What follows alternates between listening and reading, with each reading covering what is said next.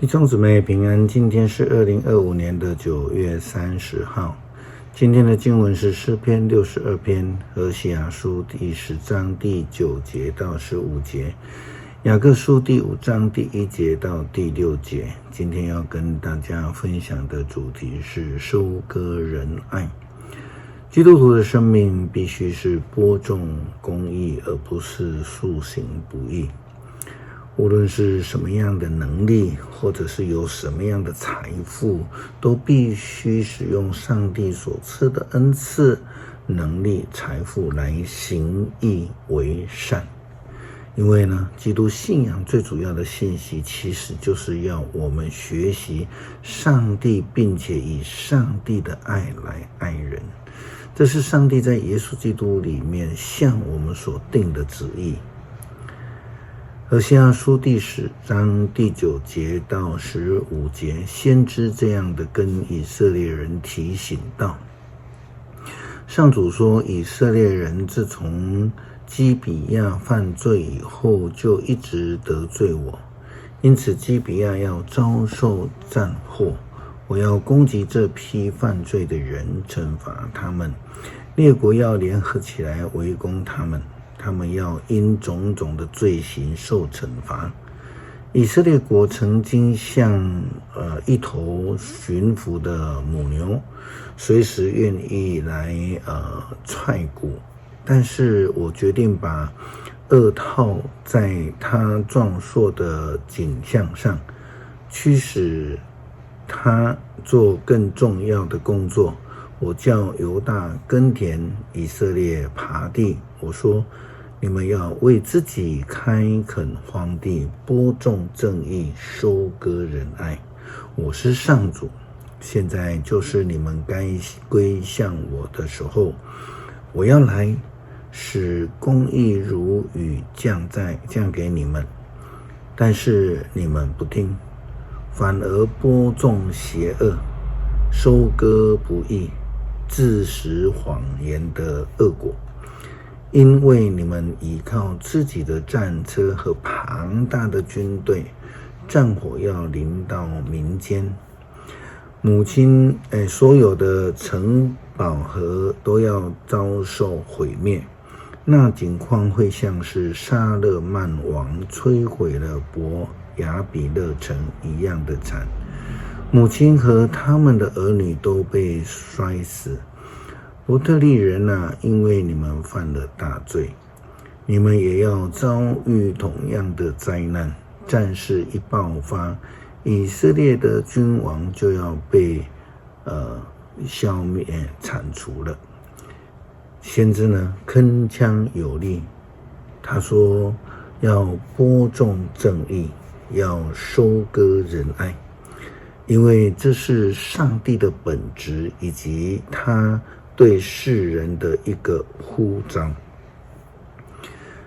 圣经里面非常强调信仰实践的雅各书，也提醒富有的基督徒要与灾难中的人一同来哀伤啼哭了哈，否则呢就等到那个财富败坏啊，衣服被虫蛀咬啦，金银生锈啦，那时候就已经来不及了哈。雅各书第5章第1节到第6节，雅各的劝勉这样说道：那么你们有钱的人，听我说，你们要为那一些临到的灾难痛哭哀嚎。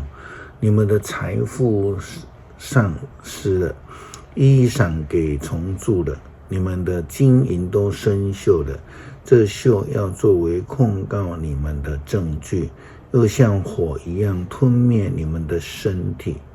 在这世界的末期，你们只知道积蓄财物，你们剥削在田里面替你们做工的工人，克扣他们的工钱，他们控诉你们了。那些收割的工人喊冤的声音已经进到主万军的统帅的耳朵。你们在世上奢侈享乐，把自己养胖了，等待屠宰的日子。你们定无辜者的罪，杀害了他们，他们并没有抵抗。诗篇62篇。我安静等候上帝，他是我的拯救者，只有他保护我，拯救我，他是我的堡垒，我不至于惨败。你们攻击一个人要到几时啊？他只不过是像一堵倾斜的墙，将倒的犁，你们一心一意要把它从高位拉下来。你们喜欢撒谎，你们口说祝福的话，心里却是充满了咒诅。我安静等候上帝，他是我唯一的希望，只有他保护我，拯救我，他是我的堡垒，我不至于惨败。我的拯救和光荣都在上帝，他是我坚固的堡垒，是我的避难所。我的子民啊，你们要时常的信靠上帝，你们要向他倾吐心意，因为他是我们的避难所。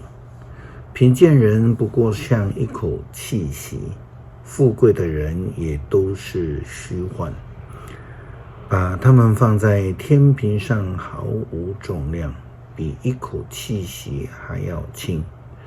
你们不要倚仗暴力，不要幻想靠抢劫发财，纵使财富增加，也不要倚靠他们。我一再听见上帝说过，权力都属于他，他有不变的爱。主啊，你要按照每一个人的行为赏赐。感谢主施恩赐福，也让我们有足够的能力成为助人者。